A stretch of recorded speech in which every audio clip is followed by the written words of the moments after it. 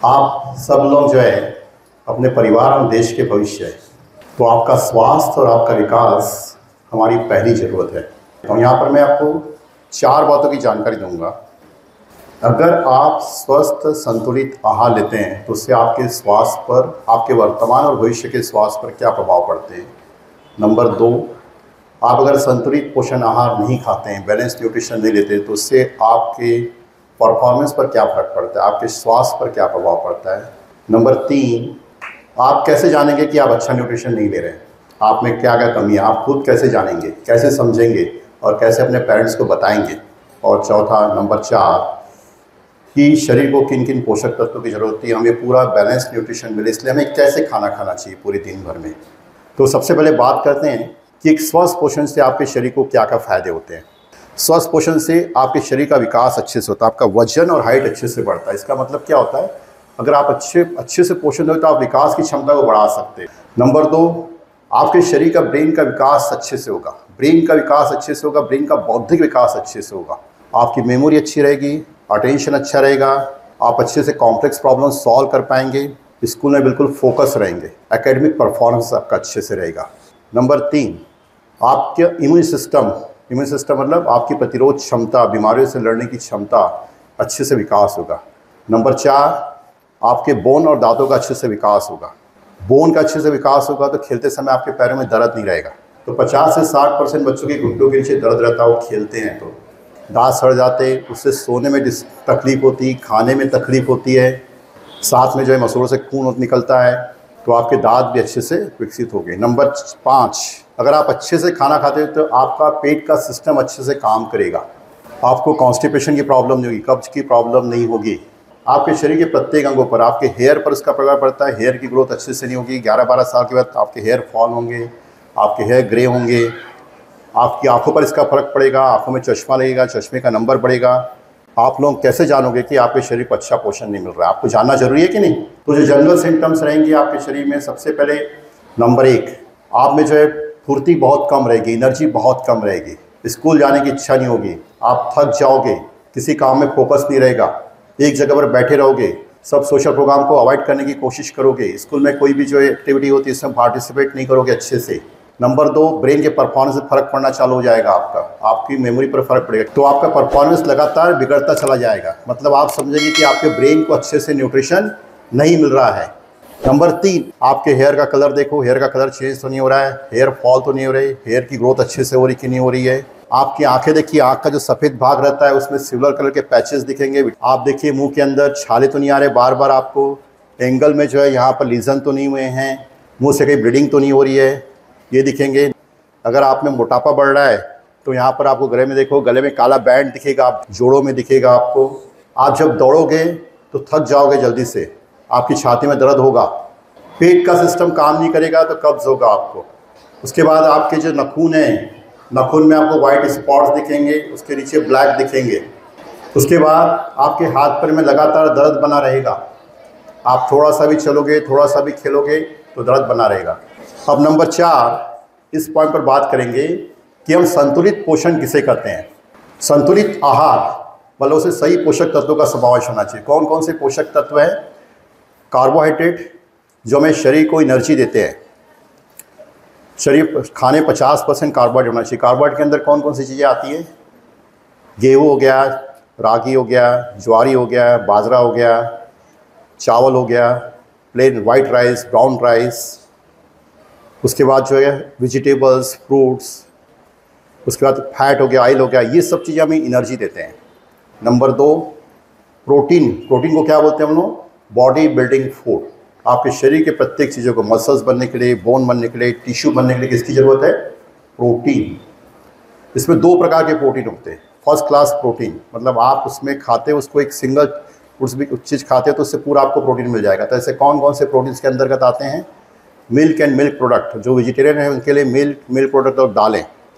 लेकिन जो first class protein है, मिल्क प्रोडक्ट, जितने भी चीज़ है, पनीर है, इससे प्रोटीन रहता है। नॉन वेजिटेरियन जो प्रोटीन है उसमें क्या क्या रहते हैं? अंडे हो गया, चिकन हो गया, फिश हो गया, मीट हो गया। उसके बाद जो प्रोटीन आते हैं वो है इनकम्प्लीट प्रोटीन में आते हैं, मतलब उसके लिए आपको किसी को साथ खाने की ज़रूरत होगी। इनकम्प्लीट पल्सेज होते हैं, दालों में प्रोटीन रहता है लेकिन इनकम्प्लीट प्रोटीन। इनकम्प्लीट प्रोटीन मतलब क्या होता है, बॉडी में कितने अमीनो एसिड्स होते हैं, मतलब उससे पूरे अमीनो एसिड्स नहीं है। तो दालों के साथ आपको रोटी खाना पड़ेगा, चावल खाना पड़ेगा, तभी बॉडी को कंप्लीट प्रोटीन मिलेगा। मूंगफली में सबसे ज़्यादा प्रोटीन रहता है, 25 ग्राम रहता है। तो आप जब भी आपको भूख लगती है आप अपने पास है पीनट्स रख लीजिए जेब में। फिर उसके बाद चौथा जो फूड्स है वो है माइक्रोन्यूट्रिएंट्स, विटामिन्स एंड मिनरल्स।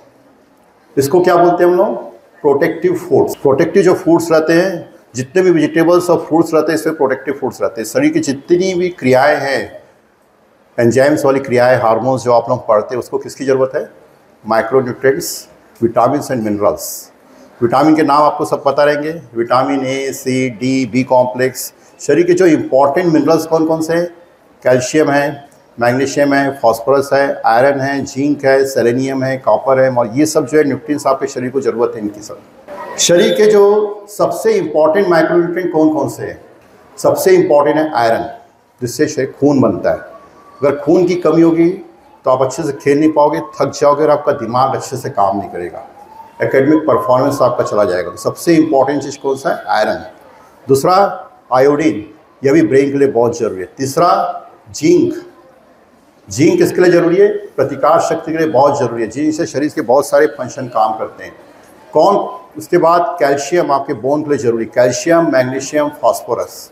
कौन से विटामिन की सबसे ज़्यादा ज़रूरत है आपके बॉडी को, विटामिन ए, जो आँखों के लिए काम आता है, एंटीऑक्सीडेंट का काम करता है, आपको शरीर की जो है सेल की इंजरी से बचाता है। दूसरा विटामिन डी, हमारे इंडिया में 80% जो है शरीर में विटामिन डी की वजह से बोन की ग्रोथ अच्छे से नहीं थी, आपका इम्यून सिस्टम अच्छे से काम करता है। इसके लिए विटामिन डी शरीर को अच्छे से मिले, उसके लिए क्या करना है, 5 से 6 बजे आपको खेलने का है, धूप में जाके ग्राउंड में, ओपन ग्राउंड में खेलने का है आपको विटामिन डी के लिए। विटामिन सी, विटामिन सी से जो है इम्यून पावर अच्छा रहता है, आप बीमार नहीं पड़ोगे, तो आपको विटामिन सी वाले फूड खाने के हैं। उसके बाद नेक्स्ट जो है फैट, किसके लिए काम आता है, हमारे ब्रेन में जो है 80 to 90% फैट्स है, ब्रेन में पूरा फैट्स रहता है। तो फैट्स जो है ब्रेन को बनाने का काम करता है, ब्रेन के डेवलपमेंट के लिए फैट बहुत ही ज़रूरी है। और शरीर में जितने भी हार्मोन्स बनते हैं उसके लिए फैट्स बहुत ज़रूरी है। तो अच्छे फैट्स किस में होते हैं, जितने भी जो बीजों के जो ऑयल रहते हैं, sunflower oil, soybean oil, peanut oil, इनमें सब होते हैं। साथ में ओमेगा फैटी एसिड्स किस में रहते हैं, ओमेगा फैटी एसिड से क्या होता है, ब्रेन का डेवलपमेंट अच्छे से होता है, आंखों का डेवलपमेंट अच्छे से होता है। किसमें ओमेगा फैटी एसिड रहते हैं, जो सबसे सस्ता आसान ओमेगा फैटी एसिड सबसे ज़्यादा किसमें है, वो है फ्लैक्सीड। क्या बोलते हैं, जवस, उससे हड्डियाँ अच्छी रहती है, ब्रेन मजबूत रहता है, बहुत ही सस्ता है, अखरोट में रहता है। चिया सीड सबसे सस्ता फूड है, उससे बहुत ज़्यादा मात्रा में ब्रेन के लिए बहुत अच्छा रहता है। उसको सवेरे आप एक कटोरी में डाल के जो है गुनगुना पानी के साथ मिला के खा सकते हो सवेरे सवेरे उठ के। नेक्स्ट जो है फाइबर्स, फाइबर्स का मतलब क्या है, तो फाइबर से हमारा पाचन सिस्टम अच्छे से काम करता है, उससे कब्ज नहीं होते, पूरा पानी जितना एब्जॉर्ब कर लेता है और हमारे जो स्टूल बनते हैं वो सॉफ्ट होते हैं। किस में रहता है सबसे ज़्यादा, अनाजों में रहता है, सब्जियां फ्रूट्स में सबसे ज़्यादा फाइबर्स रहता है। इसलिए आप लोग जो सब्जियां फ्रूट्स नहीं खाते हो अच्छे से करके आप लोगों को कब्ज होता है। नेक्स्ट सबसे इंपॉर्टेंट चीज़ क्या है, पानी। कितना पानी आप लोगों को पीना चाहिए, हमारे शरीर में जो भी खाना खा रहे हो वो न्यूट्रिएंट किससे ट्रांसपोर्ट होता है, वाटर से ट्रांसपोर्ट होता है। हमारे शरीर का पाचन सिस्टम अच्छे से काम करता है, शरीर के प्रत्येक सिस्टम अच्छे से काम करते हैं, डिहाइड्रेशन नहीं होता।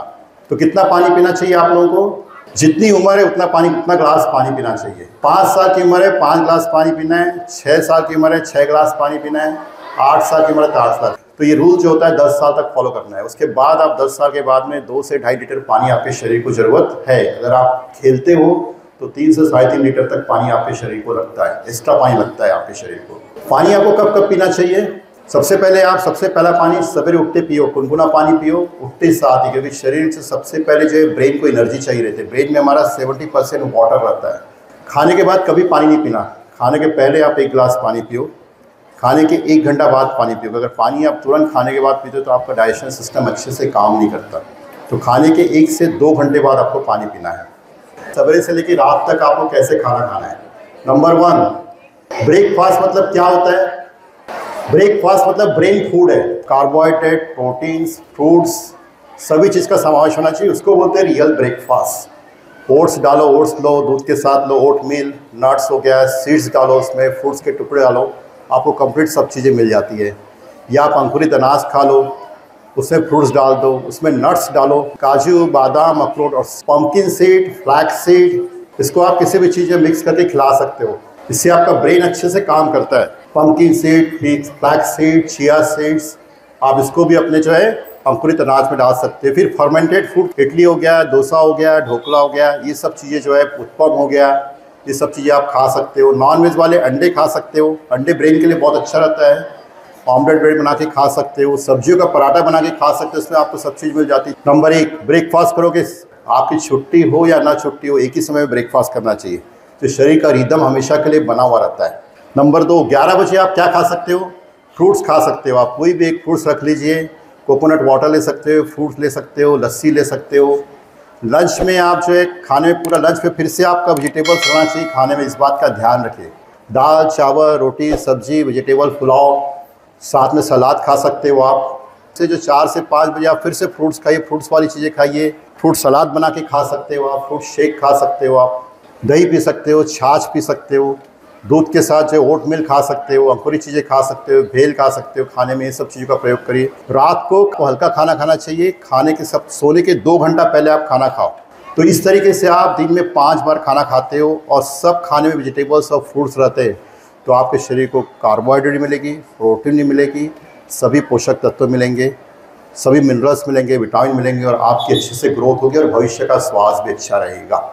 और आपकी लाइफ स्टाइल कैसे होना चाहिए, आखिरी आपकी लाइफ स्टाइल कैसे होना चाहिए, इस बात पर 3 चीज़ बहुत इंपॉर्टेंट है।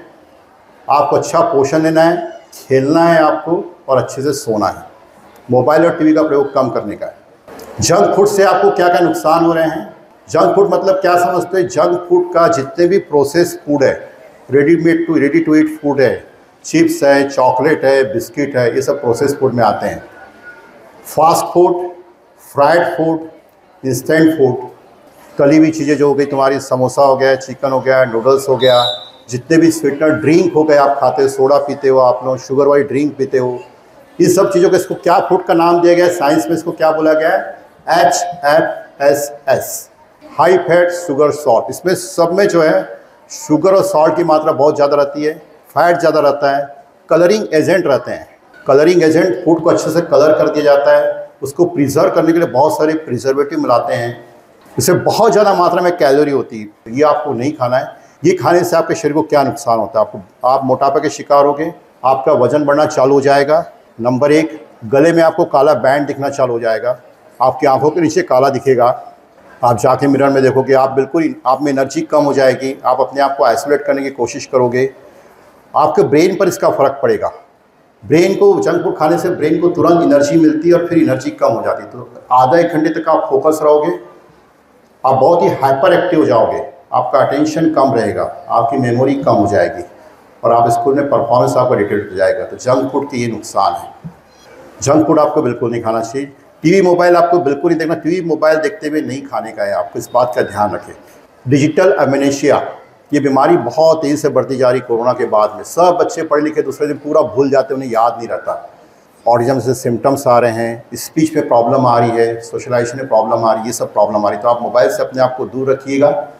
6 से 12 साल के बीच में आपको केवल 30 मिनट से 1 घंटा तक मोबाइल देखना, वो भी आपके एजुकेशनल कंटेंट वाले मोबाइल देखने, कंटेंट वाली वीडियो देखना, और कुछ नहीं देखने का है आपको। तो आपकी खाने की थाली कैसी होना चाहिए? आप घर में खाने की थाली का फ़ोटो बनाओ, आपको एक चार्ट दिया जाएगा हमारी तरफ से, उसको आप घर में लगा के रखना, उसमें सब पूरा लिखा हुआ है कि कौन कौन से पोषक तत्व होते हैं।